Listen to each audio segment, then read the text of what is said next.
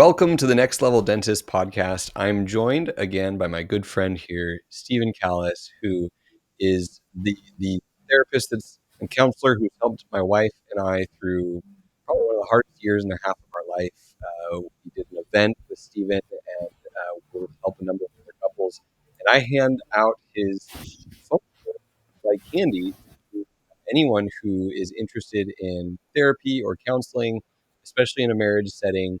So even though we're talking about suicide today, I did want to offer Stephen the opportunity to share his information, just so I don't get a bunch of texts and DMs and emails asking for his phone number after after these episodes. So Stephen, welcome back to the show, number one, and then share with us how people can get a hold of you. Thank you, Richard. So you can email me, Stephen Kallas 57 at gmail.com, STEVENKALAS 57 at gmail.com, or you can call me at 702-845-7993, and we'll get connected anytime. Perfect. So we've talked about some hard things around understanding suicide. We've talked about prevention and intervention. And in this last episode, I was really hoping we could talk for those who are family members, friends of someone who has chosen to take their life, and helping them, because it is hard. This is one of the hardest things to understand, is the person who's gone is gone and we can't do anything to get them back. And they're also not the ones who suffer the consequences that everyone else does. And so there's this weird mix of forgiveness, of grief, of anger, and moving forward and turning this into not this bitter wound that festers for the rest of your life is something that I don't think a lot of people have the tools to do on their own. So in the old days, I used to travel the country, and I had a presentation, the title of which was A Unique Grief. You ask around, and most people would say the hardest grief would be the death of a child. And that's hard. I don't deny or argue with the fact that is very, very hard. The Hebrew Bible says, "I will save you, O Israel. I will save you through your children." And children represent to us hope. So when a 2-year-old, 8-year-old, 14-year-old dies, it is a particular threat to hope. Despair is a big deal, but suicide is kind of right there too, and it is a unique grief because it is, by definition, always a complicated grief. Now, in my business, we talk about, if you will, a normal grief. We talk about a complicated grief, and we talk about a psychotic grief. That is to say, a grief that makes you crazy. That is possible, to kind of lose your mind for a while in a grief. But a complicated grief means that you're sad like you would be normally, but the sadness is complicated by interpersonal factors, threats to values, conflicted history, estrangements. There's no way when someone you love completes suicide that this grief is not going to be complicated. And so helping a person sort through those complications is a big part of the intervention. Let's talk about some of the complications. They are, in a word, anger and guilt. Now, even in a normal grief, you're going to get some of that. Your father dies at 94. He's 94 years old, and he dies. And you're, I don't know, I'm making this up, you're 65, 68 years old. And in the days following his death, it would be normal to inventory and kind of notice the parts of the relationship that were high quality and parts of the relationship that were unlovely. And about that unlovely stuff, you might have anger, or you might have guilt. So I'm saying anger and guilt are also part of a normal grief. But I am telling you that when it comes to responding to suicide, it is Uber times 10. Um, because because when someone takes their life, I tell people that you need to think about it as someone who has violated an agreement that we all made to each other in a previous life. Now, I don't even know if I believe in previous lives, but I'm saying it's that powerful, it's that overarching. Um, I am convinced that implicitly in families, in marriages, in friendships, there is an implicit agreement. I won't give up. Hmm. And maybe nobody says it, but it's implicit. And I won't give up, right? I know that life will get hard. You know that life will get hard, but I won't give up. And suicide is the ultimate giving up.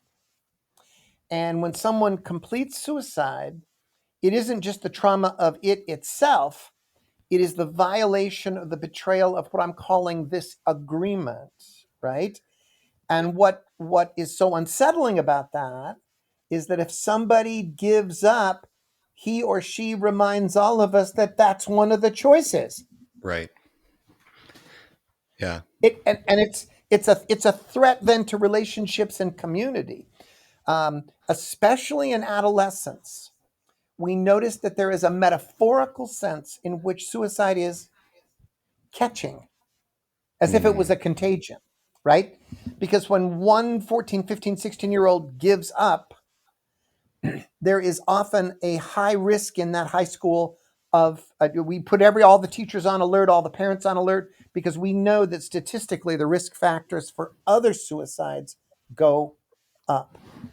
Which, Again, I which, don't mean which this is literally. Go further ahead. complicated these days. I mean, I just this morning saw a reel of a parent on Instagram who had gone through their child's Snapchat feed and took a video of their child's Snapchat feed, and more than half of the videos were in reference to people hating them, to giving up, to like suicide coming up. Now we have not just the contagion of a high school, but of the internet at large and social media. And I think this might be maybe less in dentistry a contagion, but in high school in a younger age, um, that seems like it is a very powerful, unfortunate force. It is very powerful and very unfortunate because adolescent relationships are so they're so intense, they're so dramatic, and these poor young people, they really need a lot of support because they're not going to survive that necessarily on their own. Um, so when someone completes suicide, part of the anger you feel is, "But you weren't supposed to give up. I thought we'd agreed that we wouldn't give up, right? My Yeah. goodness, if your spouse was to simply you come home and they have killed themselves, not only are you sad that they're dead, but you're still dealing with this symbolic injury. What you just gave up? So that's one thing. The other is so complicated. The other anger piece. Um, I'm not very popular about this part. In fact, I've had some fingers wagged at me in disapproval, but I'm going to keep saying it because I think it's true. In this culture, we tend to sentimentalize suicide. We tend to say things like, "Oh, he was kind of sad, and he was kind of a tragic figure." Um, almost like we tell the story of some heroic journey, right? That ended. We'll even, especially in young people, they'll go so far as to say, uh, "I'm not brave enough to do that," as if the act itself was an act of courage, right? I wouldn't have the courage to do that. Um, I don't sentimentalize suicide. Now I don't judge it to hell, but I don't sentimentalize it because I'm going to die saying that suicide and homicide have a lot in common. Hmm.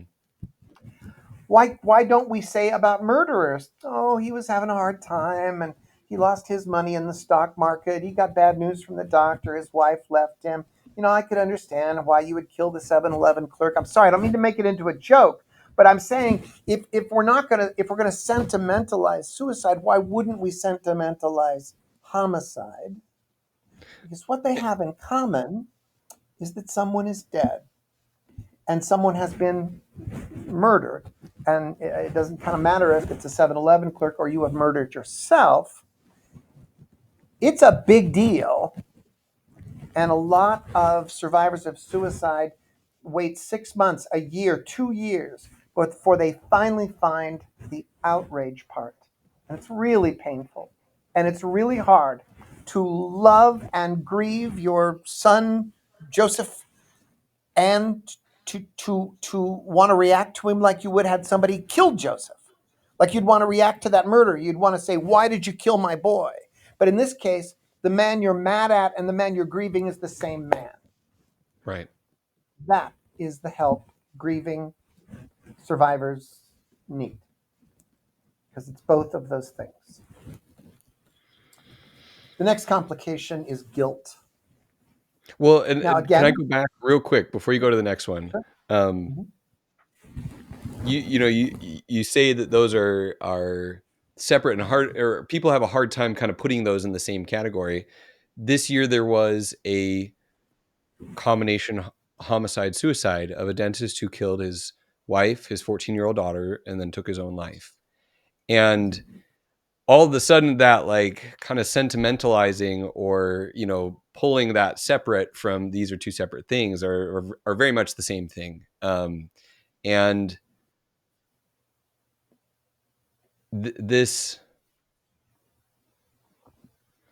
giving up on yourself and giving up on the people around you, obviously there's a lot of pain and darkness that would lead someone to be at a place where they could do that degree of an awful thing. But it's the same with suicide. It's the same with homicide, but it also doesn't make it okay. I think is the message you're trying to say. Absolutely. I really, if you know me at all, I'm not a professional judge. I don't judge people that come into my office. I'm not in a posture of judgment, but I am about finding truth. And suicide has moral weight. And most people who are murderers, in the traditional sense of that word, uh, we could say about them, boy, that they must come from a really dark place and a lot of pain, right? I'm saying these two events have more in common than they don't. And I Mhm. think we can say simultaneously, as people in my position who help these families and survivors, that we can simultaneously offer such compassion for the human condition and also say this wasn't okay. You have a right to be angry that your son murdered himself. I wouldn't say it that way, but you have a right to be angry. This wasn't okay.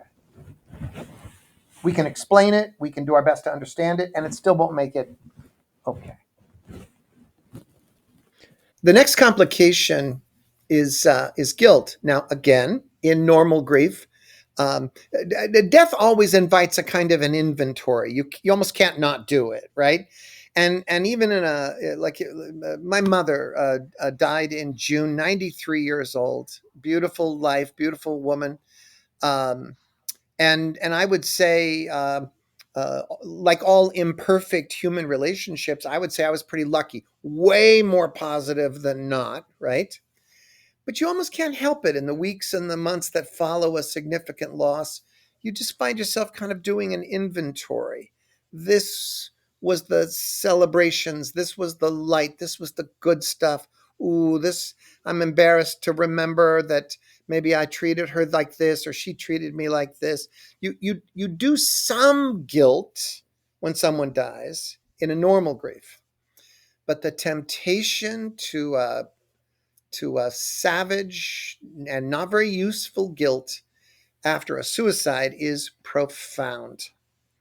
How could you blame somebody? You can almost not say in the aftermath of a suicide, what could I have done What could I have not done? What did I do to cause this? What did I not do to cause this?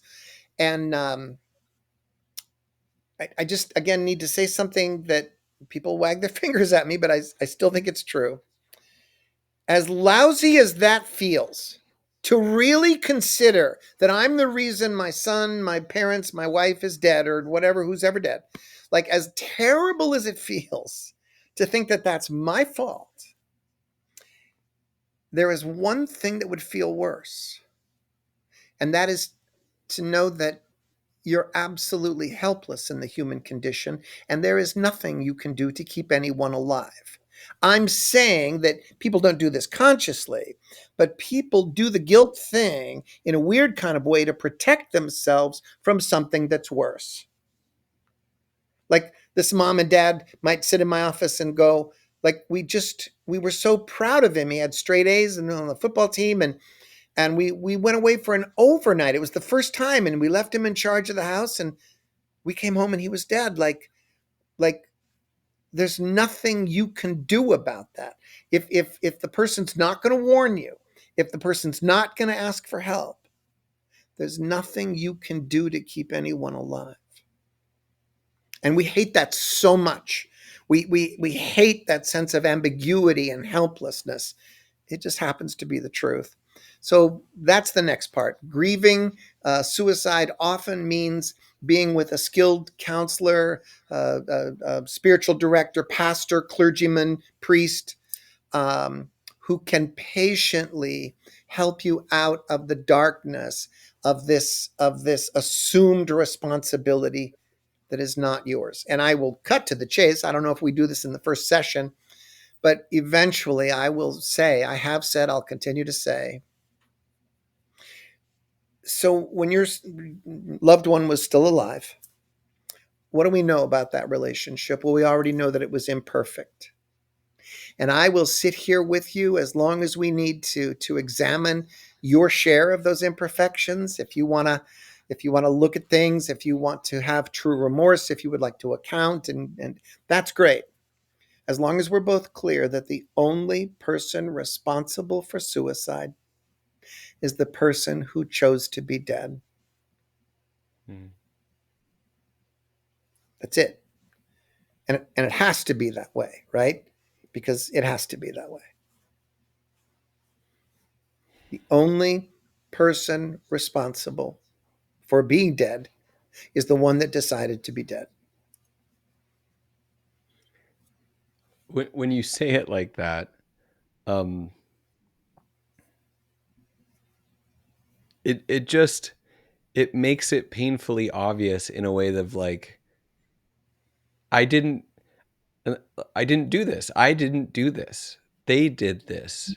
I didn't want them to do this. And as much as they opened up, I tried to help. And even if they opened up and I tried to help and it quote unquote wasn't enough, or I saw the signs, but I should have seen more, all of these things, at the end of the day, they did this, you didn't do this. And that Yes. is, when you say it like that, it becomes just apparent, very obvious. And we can't take on the guilt and responsibility for something that we didn't do and that we didn't want. And that if we had different tools, or if we were there in the moment, or if there are all these ifs, that at this point, sure, maybe if we'd had different tools and the circumstances had been different, we would do things differently, but they're not. And we didn't want this outcome. This person wanted that outcome, and there's nothing you can do to undo it. And please, if anything I'm saying is creating more harm than No, good, call me out on no, it. you are echoing exactly what I'm saying, because when I can get out from under that little trick of, I would think of it as a trick of the devil. He's the great distorter, right? It's probably your fault, right? And then you kind of start to create these stories about why it was your fault and why you killed Johnny, right? And again, I say you don't know this, but you're doing that in part to stay out of the deeper suffering, which is helplessness. We don't want to believe that we are as helpless as we are. So it takes some time, but patiently, gently, You did not kill Johnny. Johnny killed Johnny. Now, once we can be clear about that, I'm happy to sit with you and talk about your regrets. I wish you would have been closer 2 years ago, or I'm sorry about that estrangement we had after the family reunion. Or, I mean, people have their little foibles and their little journeys of connectedness and alienation, but that didn't kill Johnny. Johnny killed Johnny. Yeah. And it's a very sobering moment when you see a family or an individual survivor just go, okay, there was literally, that was completely out of my hands. That was Johnny's decision. And then sometimes once we're out from under the guilt, then we go back to anger. Because about then we might revisit anger and go, damn it, Johnny, you owed me a conversation. I deserved a chance to know how you were suffering. You didn't just give up, you rejected everyone around you and me. And I have feelings about that. I have anger about that. Now that individual or that family, there's a real hope that they can be well, not unscarred. It's always going to leave a mark, but now they can get well, because that's where the truth lies. You're right, Mrs. Anderson. Johnny did owe you a chance, and he took that away from you and you and you and you and you. Anger is the right response to that.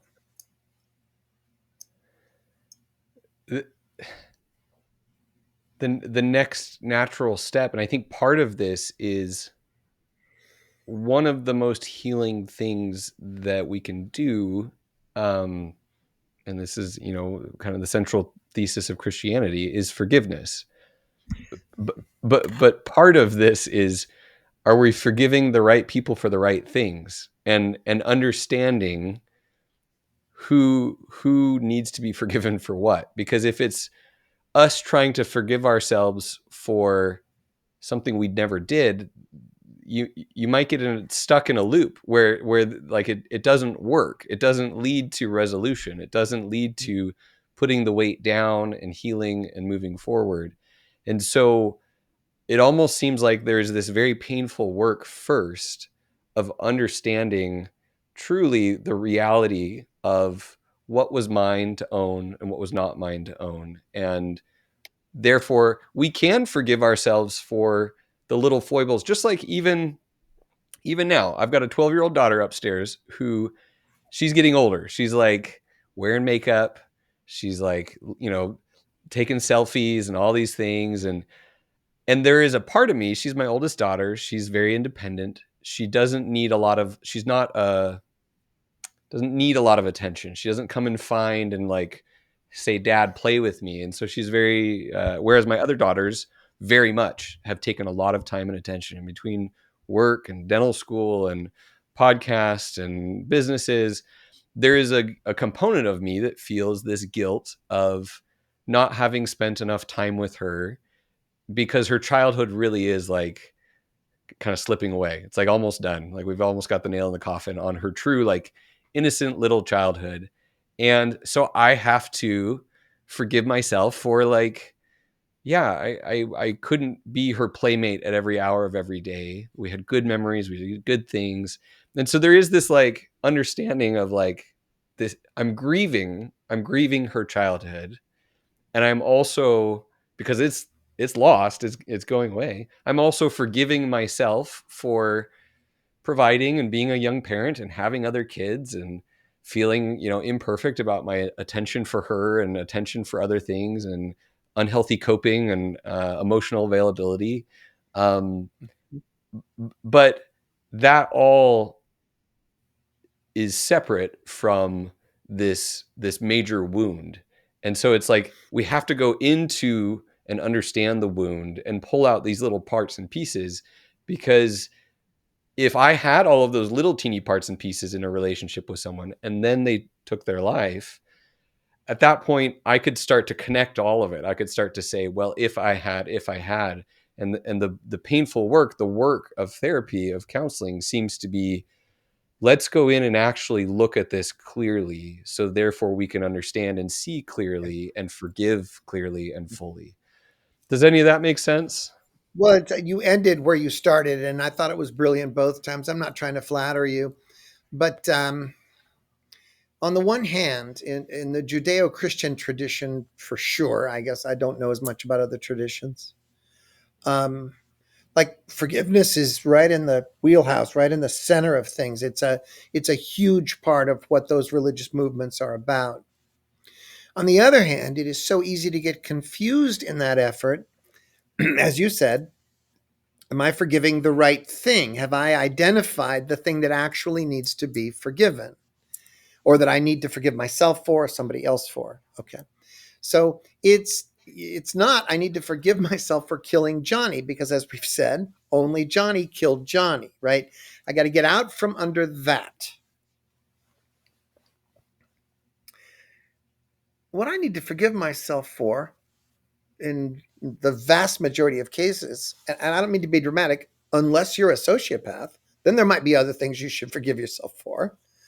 Um, but if you're just an ordinary sinner, which is what in my church we would call most people, an ordinary sinner like me, then yeah, once you get out from under the responsibility that I killed somebody, then you can simply move back to I regret that time at Christmas dinner when I made that caustic comment. I know I hurt his feelings, but that's not the same as and then he killed himself. That's not the same as that, right? That's we can simply inventory the regular stuff we have to forgive ourselves for.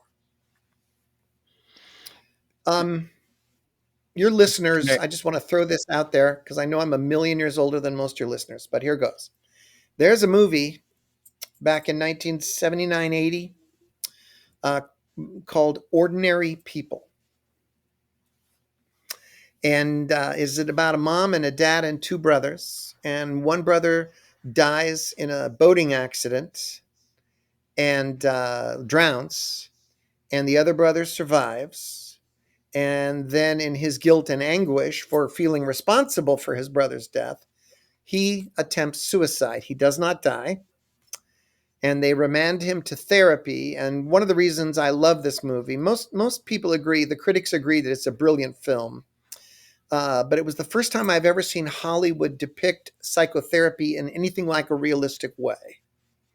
And it's profound and it'll make you cry, but you will really see what you and I are talking about right now in this movie. This surviving brother finally has to see, I feel it in my heart, finally sets himself free. I didn't kill my brother. I didn't kill my brother. And there's no reason for me to despise myself or try to kill myself. It's called Ordinary People. You can find it on Netflix, Amazon Prime. I commend it to any of your listeners. Okay. So Back to forgiveness. I'm sorry, I didn't. I got to jump in again, um, because at the end of the day, I suppose if one of my sons killed one of my sons, like his brother, and went to prison, got to be honest, it might take me 6 months, but I know me as a father, and I know that I'd eventually go visit the murderer in prison, the one who killed my other son, and I would do that because he's my son. I just, I don't know in what situation I would ever say about any of my children, I will never speak to them again.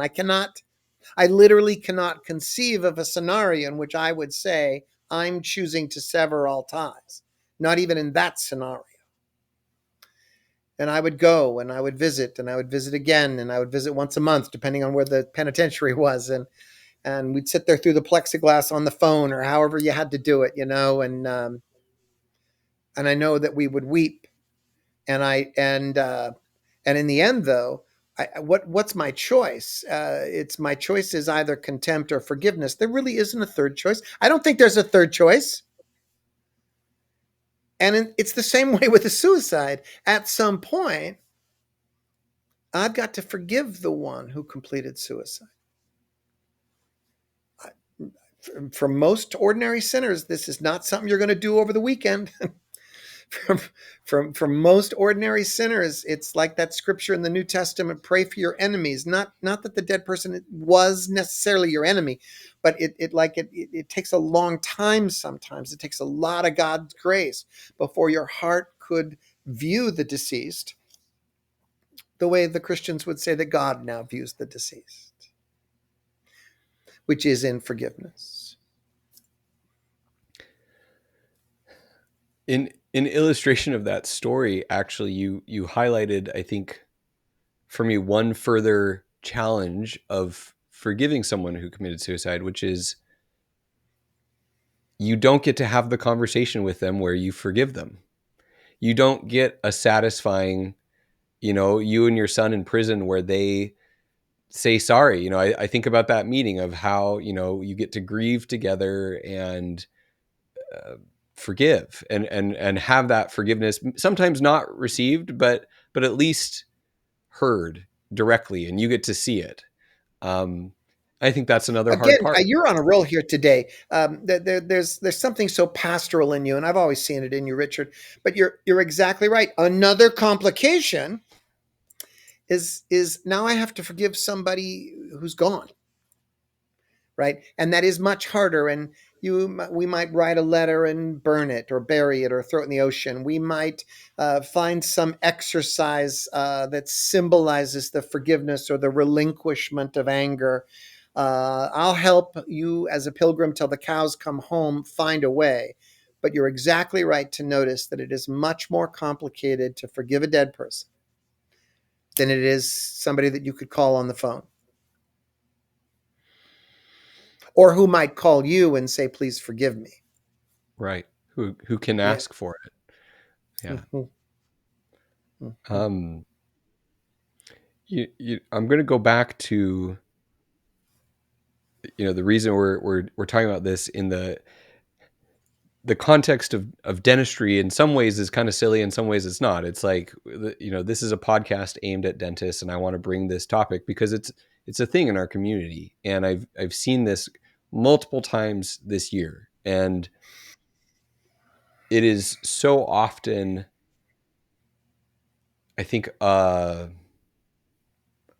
we've talked about this a little bit, but as a professional healthcare advisor or healthcare doctor, as someone in healthcare, you put on this mask of like, I'm going to show up and mask my emotions. Sometimes you've got the sniffles and you just take Dayquil and you put on the mask, like you have patients to take care of, you have things to do, and your emotions in that moment are not the priority. You gotta man up and take care of the patient in one way.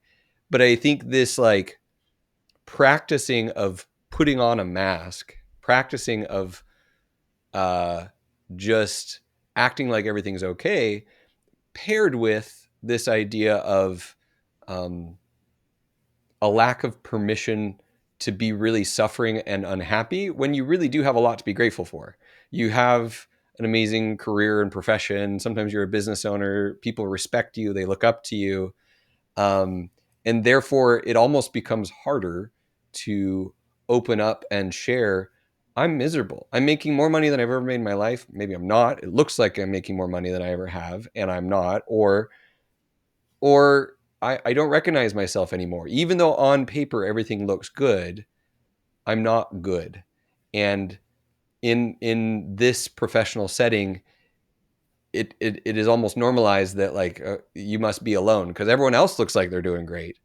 So I think that's one of the challenges of people grieving, and it's not exclusive to dentistry, but I think within dentistry it feels so inconceivable of like, man, I just saw this dentist the other week. We were at a CE course together 2 weeks ago, and everything seems so good, and they didn't open up. And um, I don't know. I think there is a part of the grieving process that's just so incomprehensible. It's just like I don't even understand, and I didn't see any signs, and it's so out of the blue. You're so blindsided by it. And I think that's one of the things that maybe is hard for a lot of people within our profession, is that you just had no clue. You had no idea. And I think that's not unique to dentistry, but I do think it is something that we get good at, which is kind of masking our suffering and shoving it down and pretending like everything's okay, because that's the role that we normally play of a successful dentist who needs to just show up for their patient, show up for their family, and it doesn't matter how you're feeling, these are the burdens on your back, you got to take care of them. So I don't know, how can you help maybe our listeners in that position understand this a little bit and help them along their grieving process? All right, this might be a little dramatic for some of your listeners, but here goes. I would like to talk briefly about a super uncomfortable word, and that word is evil. Now, I don't bandy that word about. I reserve it for particular things. I think domestic violence is evil. I think making a fist and crushing your wife's orbital socket because she dropped the casserole.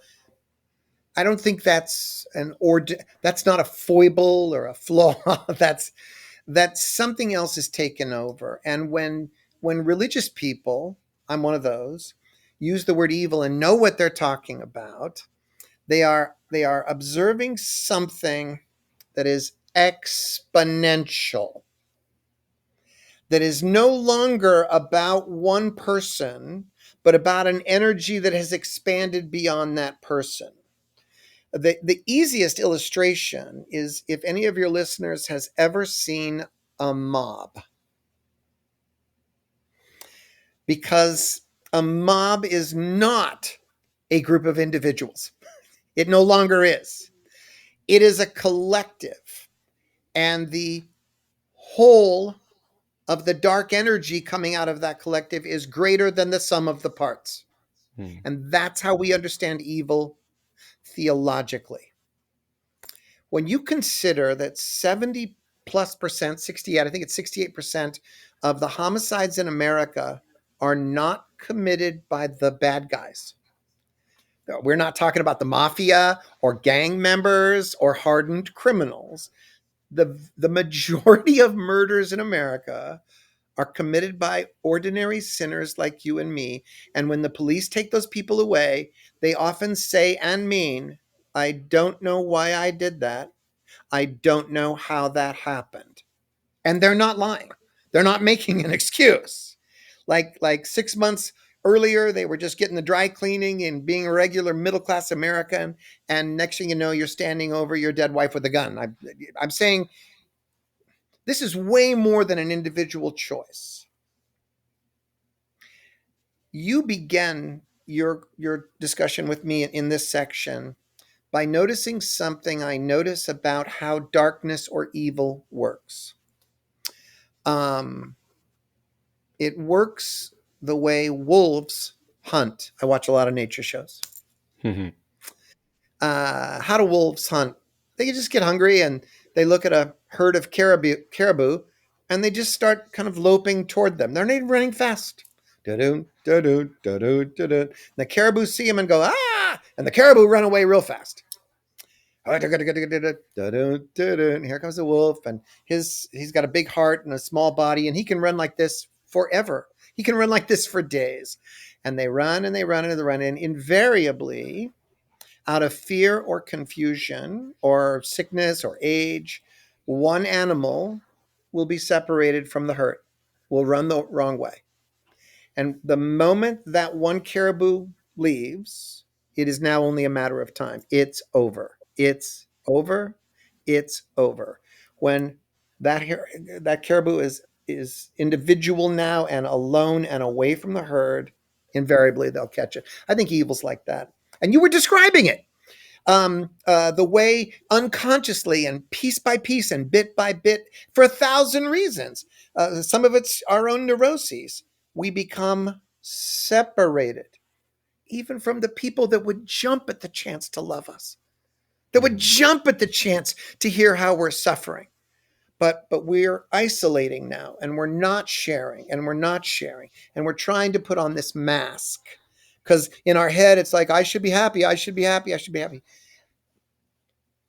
those when we get separated like that, we are sitting ducks for darkness or something that I might call evil. Hmm. Um, and that's what complicates the grief because one more time, sooner or later, the loved ones are like, Phil, why didn't you tell me? I'd have quit my job. I would have taken vacation time. I would have gotten on an airplane. I would have sat with you in that apartment. Why didn't you tell me? It's really hard to just Yeah. accept he didn't tell you.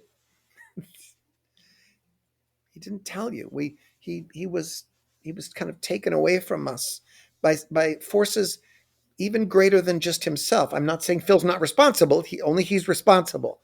But I hope that wasn't too creepy for your listeners. But I really believe that.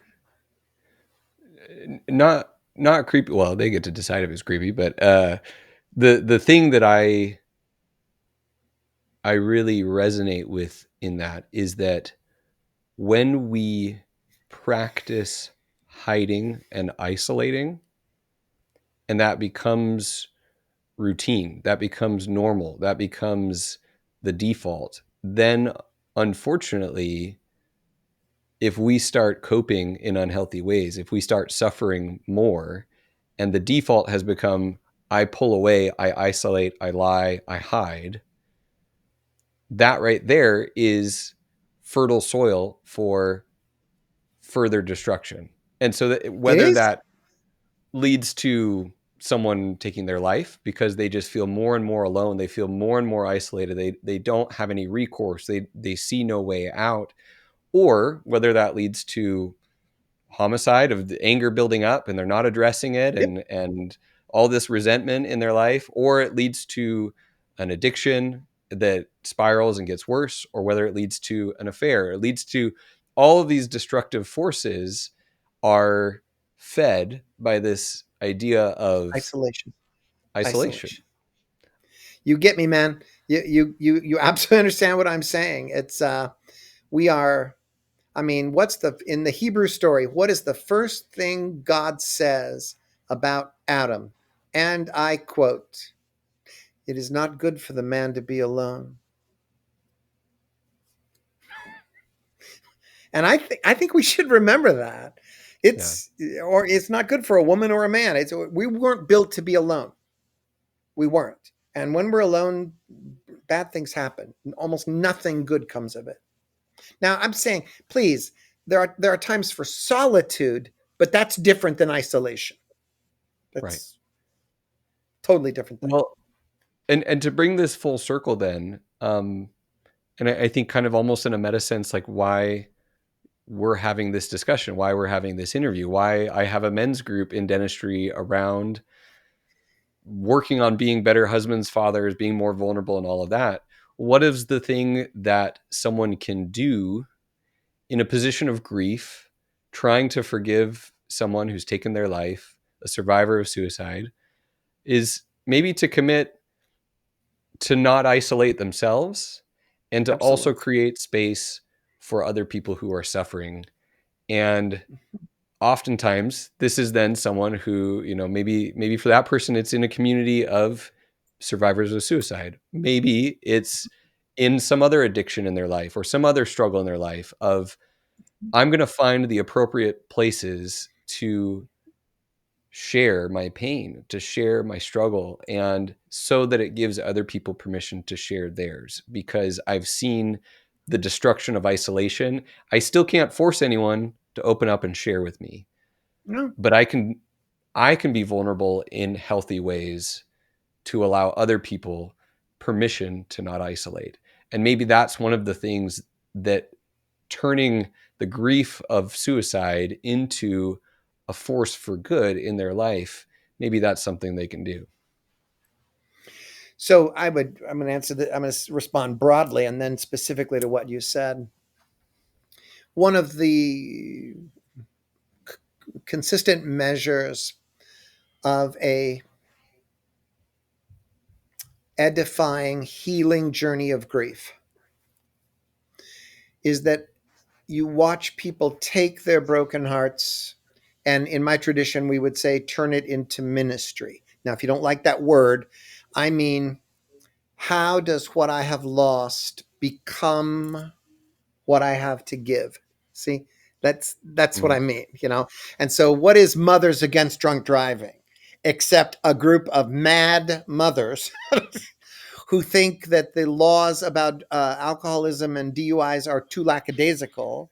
And sure enough, they rose up in their sorrow and gave this culture a wake up call. And by the time they were done, I kid you not, every one of the 50 states now has, you just don't want to get a DUI. It is, it is now not just a come on, Carl, don't do that anymore. It's a big deal. Yeah. Fines, driver's license suspension, sometimes jail time. No, it is now seen as the Professional serious crime. licenses, you know. Yep, yep. No, what we can hope for in this human condition is not that bad things won't happen, because they will, but when they happen, what we have lost becomes something that we can give.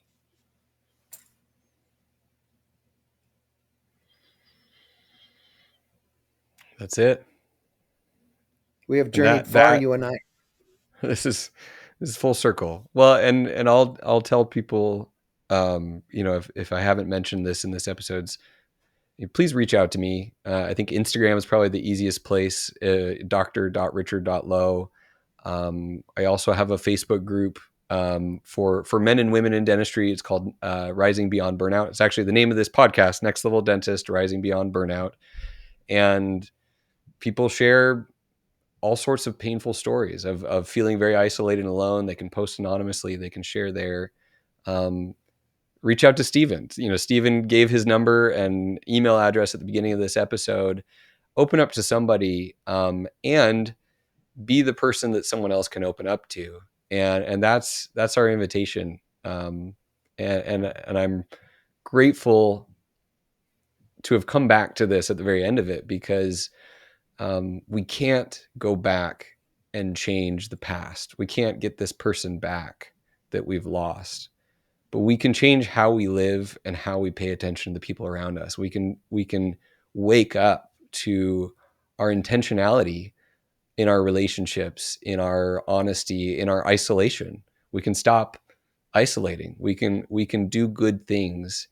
And one of the things I'm most grateful for is I am convicted that God can make good things out of hard things, out of painful things. Yeah, yeah, and redemption is the key word again in the Judeo-Christian tradition. Um, Life is difficult, love is suffering. That's part of the human condition. But whatever difficulties, whatever sufferings come our way, they can be redeemed. They can be transformed into a way of life that is meaningful, that is hopeful. I'm holding on to the same thing you're holding on to. Stephen, thank you for doing these episodes, for talking with us, and for sharing your wisdom, your journey, your experience. I really appreciate you being here. It was an honor. Thanks for having me, Richard. We'll talk to you next time on the Next Level Dentist podcast.